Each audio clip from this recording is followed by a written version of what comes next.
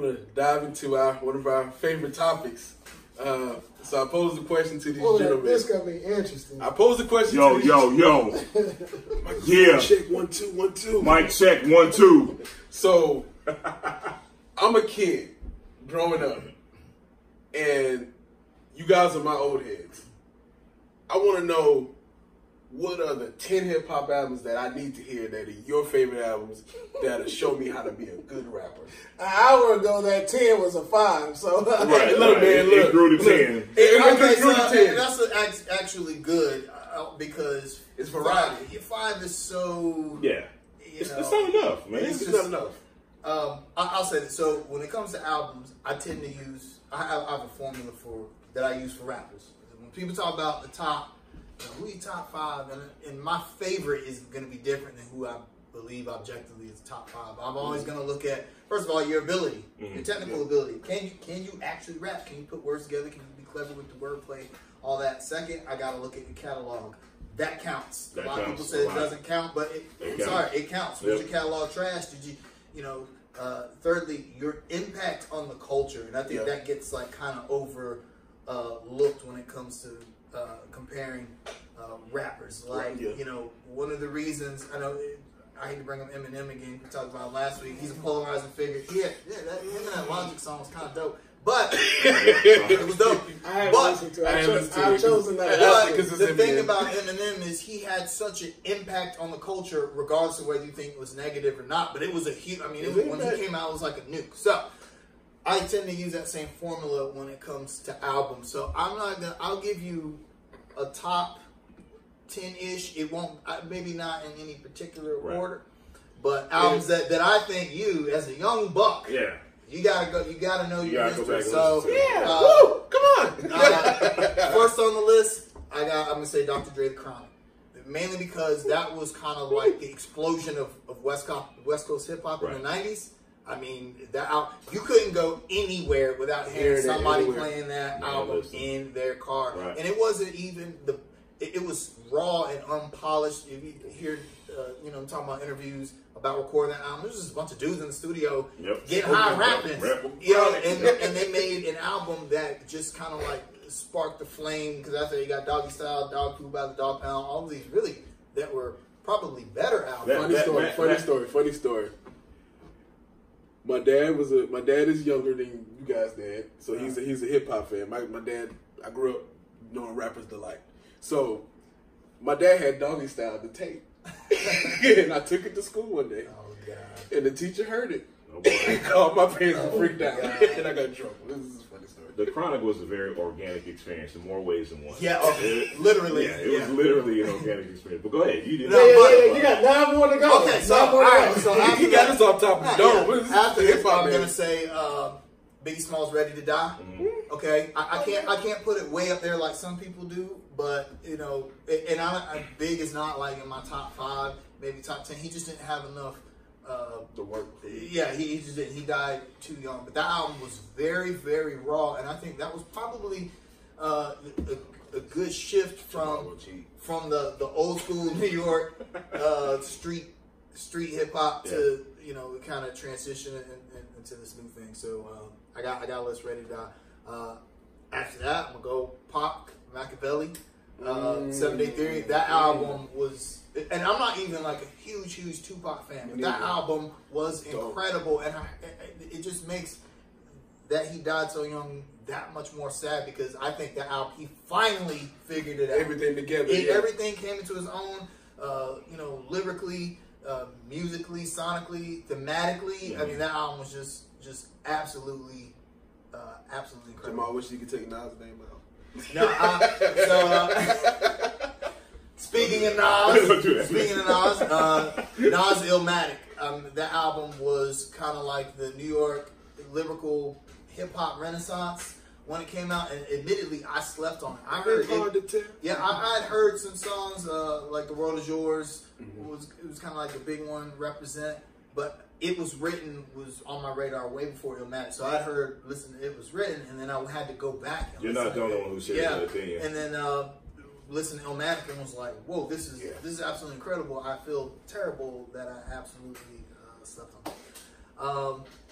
Next, I'm going to go Jay-Z, Reasonable Doubt. I know that's a super, super polarizing one but I just feel even Jay said, I gave you prophecy on the first joint. You all laid out. Didn't really appreciate it till the second one came out. So it says, he knew that Reasonable Doubt was just, that was the best Jay. One thing that gets lost on Jay is that dude could rap. Right. And he could do everything that you want an MC to do. The storytelling, the technicals, the wordplay. He could do all that, and he did all that on the album. Plus, I had the incredible production from people like DJ Premier.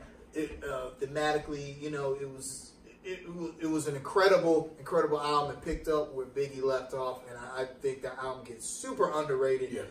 Especially when you talk about albums like The Blueprint and Hard Knock Life. So after that, Tribe Called Quest, Midnight Marauders. That album just, I could listen to that. Right now, I could put that album on and it's just skip proof. I still listen to it. I still listen to it like here's the thing about Tribe. I've never thought that Phife or Q-Tip were like these amazing super lyricists, but just the vibe of their music, and those guys were so educated musically that they knew what a good song was. They knew what a good vibe was. They knew how to make good music. And a lot of people will say that some of the some of the later joints that came out when they brought Dilla along were better. But I think that was kind of like too much. Yeah, well, not too much because I love Jay Dilla, but I just felt like Midnight Marauder was just like that was the apex. That was the climax of Tribe Called Quest, right there. Let's see. So how many am I at right now? 7. You're at 6. I'm at 6, so I gotta give y'all. You can leave it there because. Okay. I was gonna say we can go 5, whatever.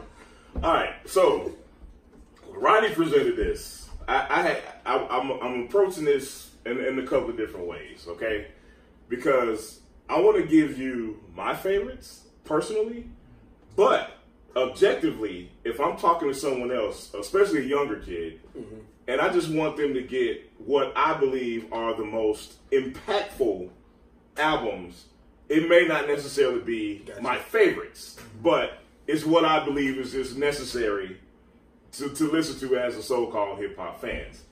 I will give you 5 of my personal favorites first. Shoot.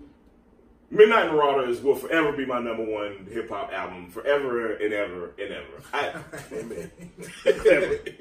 I remember the day I walked into my friend Jason's room and heard Lyrics to Go playing, and I was a 12-year-old kid, and I cussed, and I said, man, what the fuck is this? I literally said that. That sample is so haunting. It's like, oh my God, it's the best thing I've ever heard. God, I just cussed on the podcast. I'm so sorry. Anyway, so that's #1.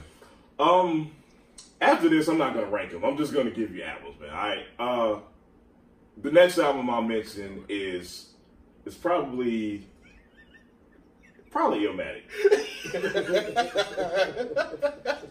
Jamal was going to look like mine. Yeah, I was saying it's going to be kind of mirror each other. I might have some bleed over. No, there's going to be some curveballs. Trust me, man. Illmatic, by all accounts, I think if you put 1 million hip hop fans and you ask many people what is the greatest hip hop album, most of them are going to say Illmatic. You might not agree with it, but most people are going to be like, Illmatic is like the East Coast Bible of hip hop records for the 90s. You know what I mean? So that's one of my favorites. Y'all hate me. Another one of my personal favorites. This is the curveball. Mobb Deep, Hell on Earth. That's not a curveball. You know, I say why it's a curveball for most people, because most people are going to be like the Infamous. I personally like Hell on Earth. Right. I like Hell on Earth. It was a little more raw. It was a lot more raw. I felt like I was in Queens ready to rob somebody when I was there. I feel the bias in it. Yeah. So, what's that, 3 now? Yeah. It's a lot tougher than I thought, actually. All right. Here's another curveball. I bet you know this is on nobody's list. Digable Planets. It's not on my list, but I can feel you on that. God, what's the second album, man? I'm drunk. Blowout Cone. Let me tell you about Blowout Cone. The very first day I entered the halls of West Charlotte High School as a 14-year-old guy, they were playing song called Black Eagle on the loudspeaker. It was like, hey, welcome all the new students. And I was like, it was like heaven. I was like, wow, I'm home. Like, wow. Like, how cool is it? My new school is playing this. But anyway, you ever listen to an album and you don't get it maybe the first couple of times because maybe you're too young or it's not the time? Yeah, every J. Cole album. And Still waiting. I liked his last. So listen, man. Years later, when I go back and listen to that album, like just on a strictly creative basis, it is like amazing, man. Like, yeah, man. But I just believe that's an album that should have came out 10 years ahead of when it came out. So what up to you? 3, 4? Four? All right. God, what's my fifth one, man? This is, God, I can't believe this is harder than I thought it would be. Fifth one, I'm going to say Busta Rhymes Are Coming. Ooh, yeah, good choice. Okay. Good choice, yeah. Let me tell you something, man. The East Coast is in here. You can attest to this. Yeah, there's always like some artists, like before they come out with their own release, you can see the industry grooming them to be the next guy. We all know the leaders in the new school. That from the time we saw Leaders in the New School on the Arsenio Arsenio Hall Hall show, yes. and we was like, when Busta Rhymes came, I was like, come on, it was like, yo, this guy right here, right? And then he jumped on everybody's remixes, and it is, and when like when Woo-Ha came out, Woo-Ha to me was like the warm up. It was like, okay, this is a more marketable single, but I'll never forget the first night we popped in this CD. We were going to West Shores football game, and we played Everything Remains Wrong. Right, I'm sure everything remains wrong. Yo, that song, I don't condone violence, but that song it makes you want to do something wrong.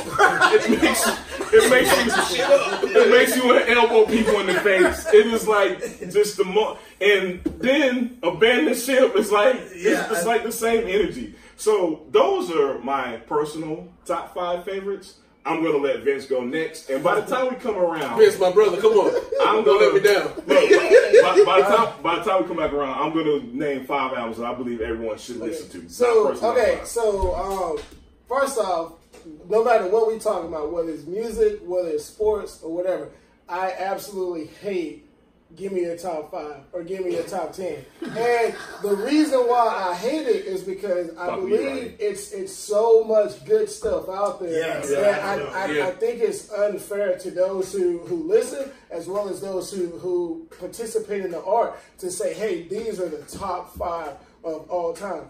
But let me interrupt you. That's why I'm very careful to say, here's my personal favorites, because those arguments get real sticky and messy. The 5 I'm going to give you will be a blend of what Jamal just said.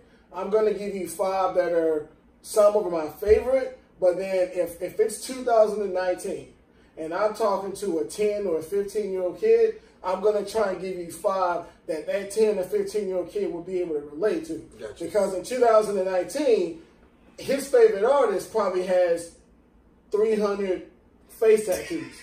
So a 15-year-old kid today will not listen to 3/4 of the albums that you guys just mentioned. Right. And there's no discredit to you guys at all. But the times are different, and it's hard for a kid to go listen to an album that came out in '93. So these are the 5 albums that I dropped out. I'm going to call them essential albums, mainly because each album encompasses a wide array of emotions. Gotcha.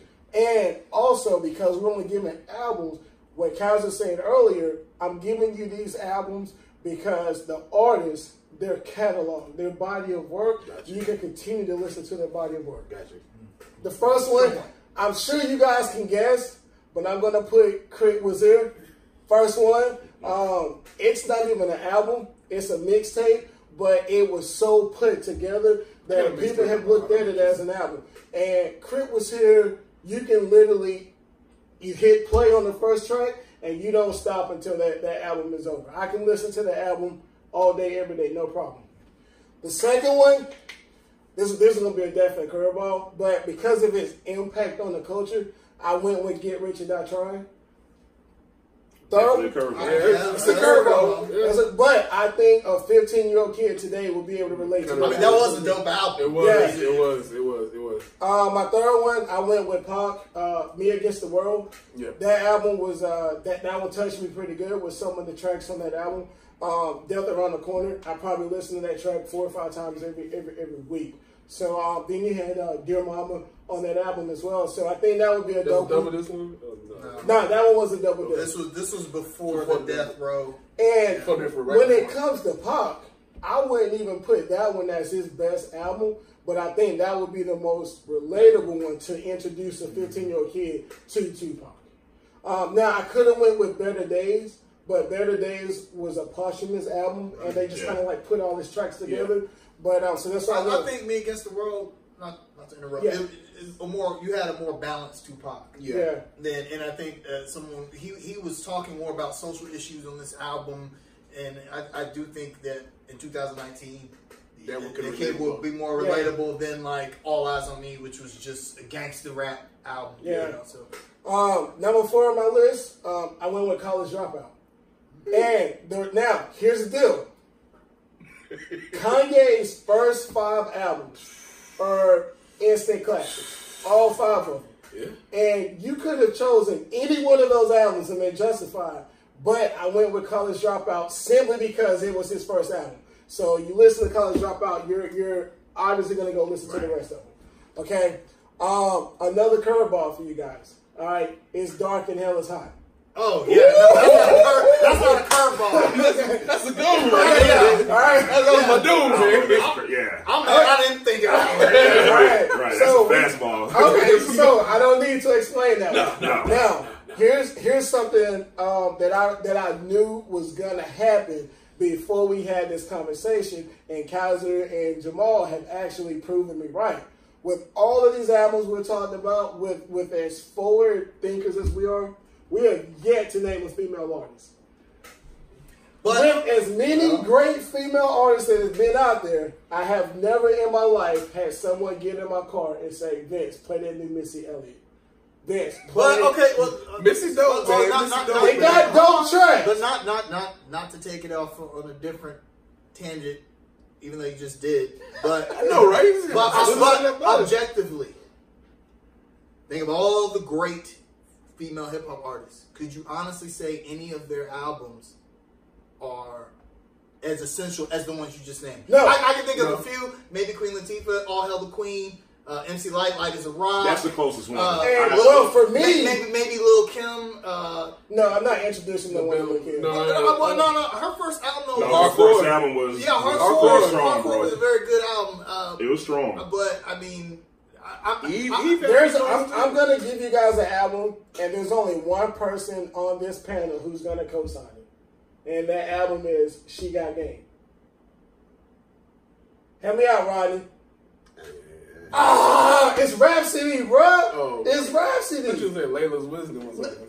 No, but She Got Game, even though she's not a big time artist, it encompasses everything pretty much without. It's female. So version. here it's funny. Like in that room right there is a giant Rod Digger poster. That Rod Digger signed. Rod Digger signed for me. I met Rod Digger twice. Both times she came to Charlotte. I went and saw her. We hung out with her at the bar. She's great, and I love Cool person too. Yeah, real cool person. I love Dirty Harriet, and it is one of my personal favorite albums. But like, I can't put it up there. Yeah, I agree. Miseducation. Okay, so Hold on, She didn't write a lot of it with her, but hey, let me get this out the way, and then you got it right. Okay, Okay. those are just my 6 albums because I kept it at 5, and then I added She Got Game because I wanted to include the ladies. Gotcha. I got 4 honorable mentions. Both Chronics are honorable mention on my list. Both of them. I can't wait to get out. Now, Let me get to my 5. No. I'm gonna just say this before you go. Let me get to my 5. We have all made a very egregious omission on this panel, but go ahead, bro. Oh, yeah, I got 2 more. I can think of one that I'm like, My last 2 honorable mention, Kaiser kind of went this already, but I went with the Slim Shady LP. Oh, I went with the Slim. Hey, Eminem first 3 albums. Hey, Eminem, like I get it. He's an enigma right now. I wish he wouldn't be doing the things that he's been doing the last 5 years or so. But first 3 albums, Eminem, you can't do That's that. an awfully hot coffee. All right. And my last honorable mention, even though I've already mentioned the artist, I went with Big Crit's last release, Forever Is a Mighty Long Time. That's my honorable mention. It's double disc. I actually like this. I like this too a lot more. But I think that would be a great album to introduce to it. I'm about to throw some Hey, curveballs. for the audience out there, I just want to show you Rodney's list here. Hey man, look. I don't think we can have time to get to all No, that. I'm just doing my 10. Just doing my 10. All right, hey, now let's do this because we're kind of the time is pretty long. Just name the 10 albums. We'll do our best to keep our emotions ourselves, and then we'll get you once you name your 10. Okay, my 10. Illmatic, Nas. Aquemini, Outkast. Blueprint, Jay-Z. Minstrel Show, Little Brother. The Cool, Lupe. B.E., Common. Thug Motivation, 101, Jeezy. The Fix, Scarface. Great choice. Good Kid, Mad City, Kendrick. 400 Degrees, Juvenile. And Riding Dirty, UGK. I'm done. That's not bad. That's not a bad list. I actually like your list, man. Yeah, that's Hey, a that's list. pretty dope. And Here, Okay. Give me my props. there's one thing I don't like about your list. What? There is one thing I don't like about your list, man. I love Common. I hate when people are like, these is best album. yeah. No, it's not. This is my favorite. It's my favorite. One day it'll all make sense. Is Thank the you. best. Thank you. combo. now, and I don't know if we go 10. I don't know if I put 10 101 on my list. Man, but I'm it definitely not. changed. No, It no. changed. Also, I am not knocking I that. would I also- love that choice. I would put To Pimp a Butterfly over, Yeah. Mad City. Yeah, that To Pimp a Butterfly was just an incredible album. Also, I kind of think Southern Playalistic over Aquemini. Woo! Ooh, that's strong. The take is hot. Only The take is hot. Only because remember when I talked about Impact? Okay, Yeah. When Yeah, Southern yeah. Playalistic Cadillac Music I got came you. out, it was like a nuke. Speaking of that, And I'm glad you said that because before you made that Impact comment, I would have went Section 80 if I'm going to name a Kendrick Lamar album. speaking of Impact, I'm glad y'all are bringing Impact up. let me tell you this panel a real quick story, man. I hope my boy Ja Freedom is watching this because I approached just my friend Ja about coming up with like a cumulative list of the top 10 most impactful Impact albums. Not necessarily, I want to be clear, not necessarily your favorite or something you like. Because I got there's a short list I want to read. And y'all can be like, there's no way you like that. But I'm talking about a list of albums that, like, again, if we're talking to a kid, you like, listen to these albums and they kind of shaped hip hop. I'm going to read my list off, all right? A lot of these have already been mentioned. My list, if we're talking about impactful albums, Illmatic, Low End Theory, It Takes a Nation of Millions to Hold Us Back, Public Enemy, The Chronic, Dr. Dre, As Nasty as They Want to Be, Live Crew, the infamous Mobb Deep, and here's the one where here's the one I'm getting on all of y'all. Straight Outta Compton, NWA. How come nobody has mentioned that album yet? Straight Outta Compton. Well, I got Time out. Into the 36 Chambers. I was gonna say somebody had to Wu-Tang. mention it's on my honorable mention. And the last one is We Can't Be Stopped, Ghetto Ghetto Boys. Boys. Now, I got another one. Paid in Full, Eric B. Rocket. That has But to go on too. it depends on why you're giving this list. If you want to say, hey, young one, go check your history. This is the evolution of rap. That's where I'm coming from. Yeah, all those And albums. real quick, BDP, Criminal Minded. I don't know how. All I left those that off, albums but you guys have named are dope. But if you got someone who is simply wanting to be a fan, who's wanting to get into the culture of hip hop, and you want to gravitate them into it, I'm not sure if some of those albums work. I'm not sure. Okay. I'm gonna read off from my honorable mentions. Basically, if I want to give a kid something before to move up in, the first one is Radio LL Cool J. The second one will be Mama Said Knock You Out LL, Paid in Full, Eric B. and Rakim, and then the Ghetto Boys. I'm jumping to the Ghetto Boys, Luke, and then DOC, this first album. He's a Southern hip hop legend. No, he is. He's Southern. No doubt. He's Southern. Dallas. He wrote a lot of. Dallas. And, there's an artist because again, I'm looking more so at talking to a 15-year-old kid to make him become a hip hop fan. Hip hop is far too nuanced to really do that. There are a few other genres that have as many sub-genres agreed. as hip-hop, and finally, hip-hop musically is maybe almost 45 years old. We finally got to the point where we can discuss music theory in hip-hop. It just depends. If I tell a kid to go listen to Grandmaster Flash and the Furious 5, and he listens to it, he's going to be like, that's whack. The message. If now that we're in 2019, I co-sign. If you take a lot of that music from the 80s and the 90s, y'all gonna get mad at me. 80s. No, what did I say? No, 80s and 90s. Y'all gonna get mad. 90s too. There's a lot of great music from that era that would be considered bubblegum rap today. Right. There's a lot, So I want to speak to that, man. And this is snobby Jamal talking. This is music snob talking here. Me personally, man, when I hit my period where I wanted to go back and listen to old stuff and see why everybody loved it, I had a different mindset. Mm-hmm. I knew that it was a different time. Things were going to sound different. Sonically, it wasn't going to sound the same. I just wish more young kids would have that same thinking. Yeah, obviously, it's going to be different. Some of this is going to be a little simplistic, but go into that with an open mind. I would tell a kid this. You know what I mean? This is Jamal talking to a 15-year-old. Like, a lot of this stuff ain't going to be super wordy, super lyrical, blah, blah, blah. But listen to it for what it is. It's something that's become so simplistic nowadays. It might work. They might be able to relate to some of that is very true. The older stuff. So I do think it's funny that Wu was very underrepresented with the four of us. The West Coast in general was underrepresented. My first two albums was West Coast albums, but and again, if I extend mine to 10, do I have any West I'm Coast? probably putting the Game's Red album on here. The Game, his Red album. I don't know. I got Game on the first two. Yeah, first one. I'm his first one. See, this is the age difference right here. They're putting early 2000s, mid 2000s stuff. Me and you is like 90s. I got some 80s and 90s on here.